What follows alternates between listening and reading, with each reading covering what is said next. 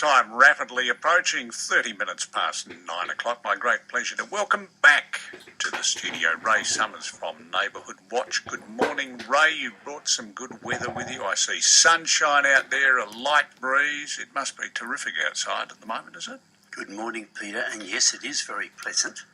It's pretty hot in here, though. I've had to Isn't it? My overcoat and rain, all that business with jumper.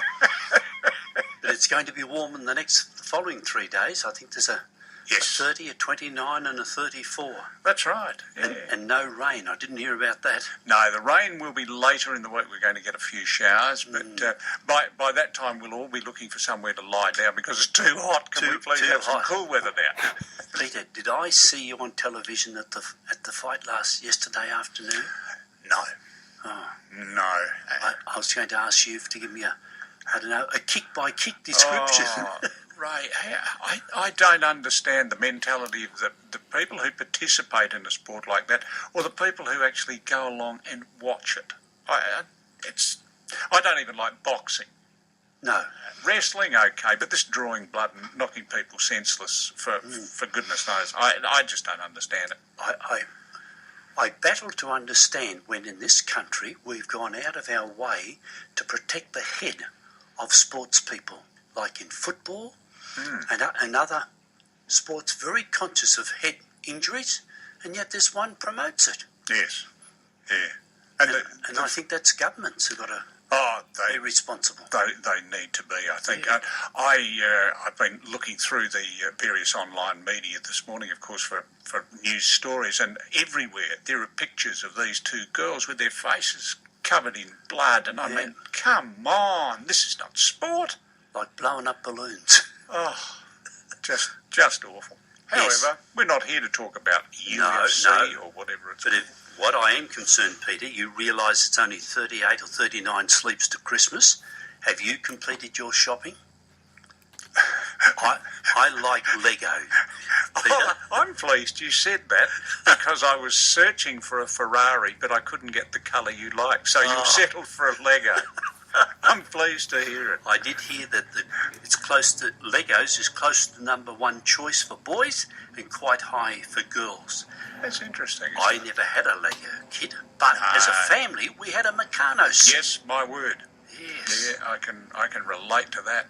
That taught me my mechanical skills, such as they are. Well, that's not too bad. Peter, what have we been doing in Neighbourhood Watch? Yeah, what have you been up to? We had a big day on Wednesday, the 4th of December. We placed notices on every vehicle in the Heatherdale Station car park, which in actual fact is in the city of Maroondah. I was going to say the city of Ringwood, but that's gone. Maroondah. Yeah, it would be. The Heatherdale Station is in the city of Whitehorse, but the bulk of the car parking is across the road. Okay. So people seem to think it belongs to Whitehorse. And we also tackled the Mitcham Station, and we delivered or placed on the windscreens of vehicles over 1,400 vehicles notices we handed out, distributed on the morning, and the message was about motor vehicle theft and remove it, lock it or lose it.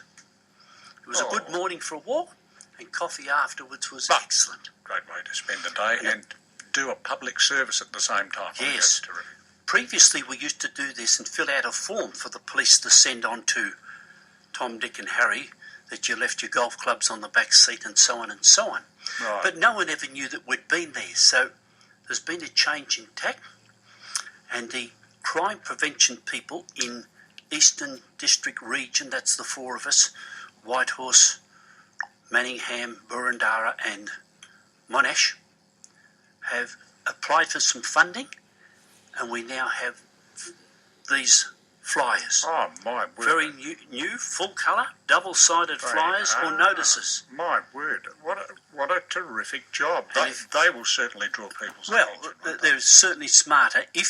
When they're folded in three, and they're already folded for us, if you put them in one way, the heading's up there, they're printed in a way that if you do it the other way, the other heading's up there. So there's two messages.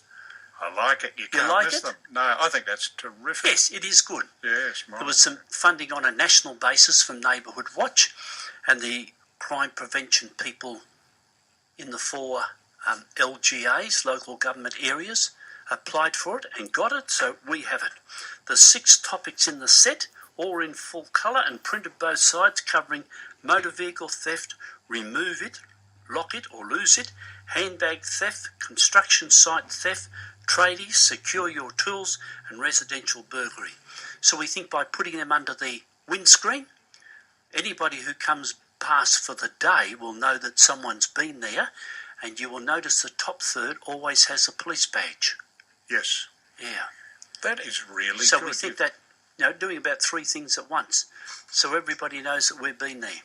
I think you've done a terrific job, or whoever designed it has done a terrific job. I like the idea of being able to see what it is on whatever way. Yes, very clever. That's terrific. Now, I would never have thought of that, but I think that came out of the National Centre for Neighbourhood Watch. Right. And you were saying about very clever. Well, I think thanks to Whitehorse Crime Prevention Officer Rebecca Millen for her drive on this project. She was the lady who applied for the funding. Right. And obtained it. So we have them.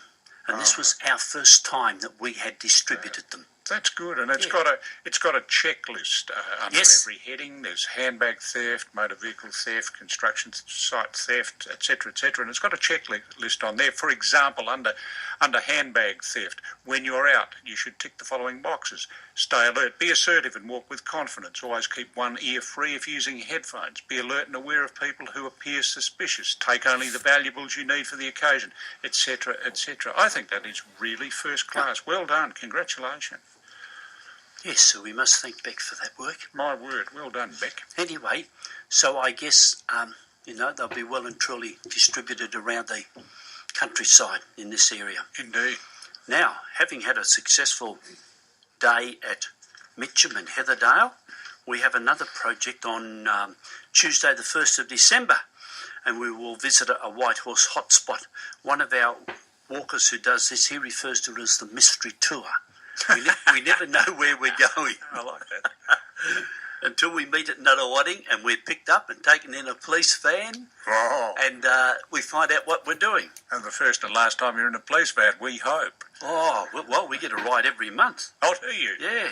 Anyway, the local police will identify areas where we can distribute notices quickly and get the message out into the area.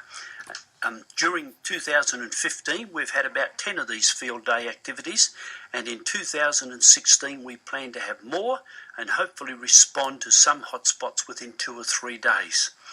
We know that as soon as a notice drop is complete, people take more care and the reporting of incidents decreases. How can we tell residents, drivers and shoppers to prepare before it happens?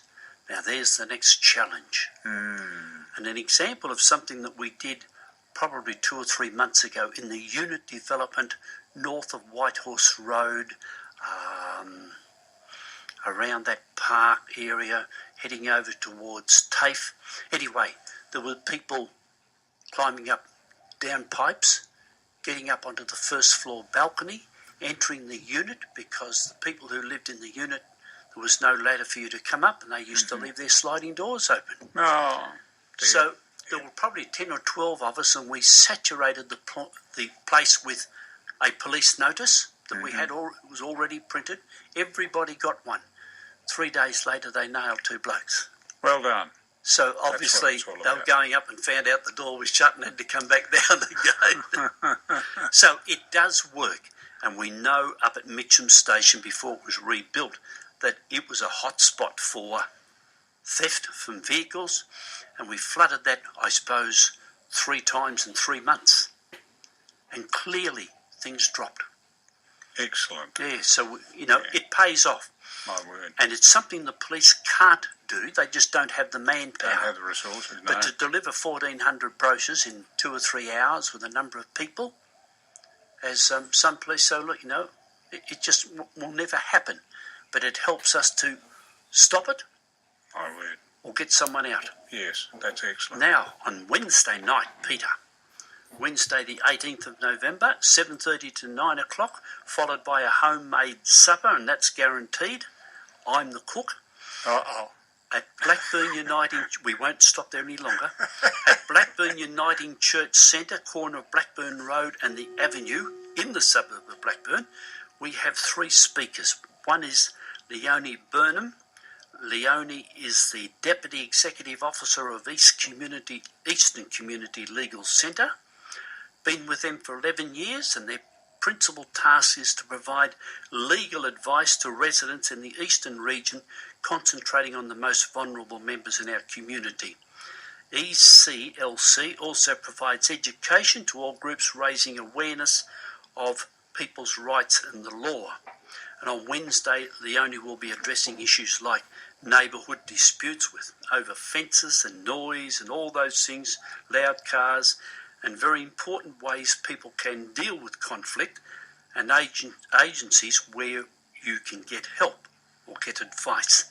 One question is, what do you do if you're confronted by an intruder? What steps do you take if you're confronted by an intruder in your house? Many have said big steps. In the opposite direction. Yes.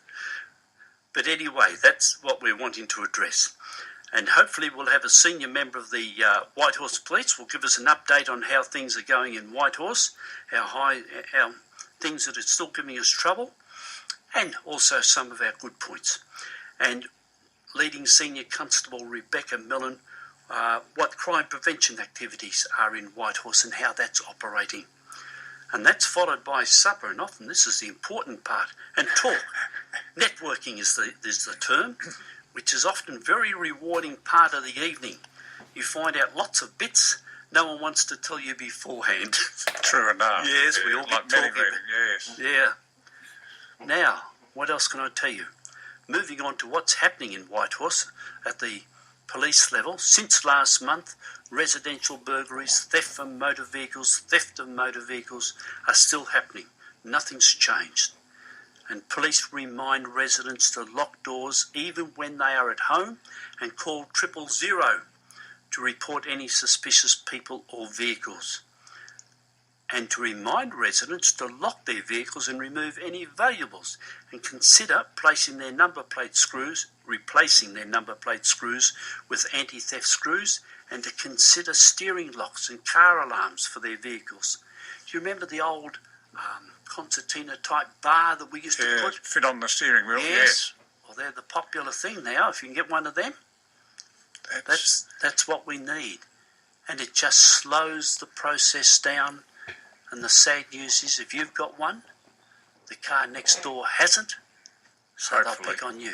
Pick on that one. Pick on the other one, hopefully. Yes, and they're very visible too. Aren't they? Yeah. And you don't want to be deterrent. mucking around with that when you can get the car next door and it's got nothing. No, Yeah. exactly. I read an article over the weekend about police vehicles and what's in them. It was a New South Wales article, but Victoria's much the same. And with the Holden and the Commodore running out in 2017, this article suggested that the police operations in most states would buy up probably a 5-year supply of Fords and Holdens. Oh, really? Yeah. Goodness. Although they're testing Yeah. other cars at the moment, Yes.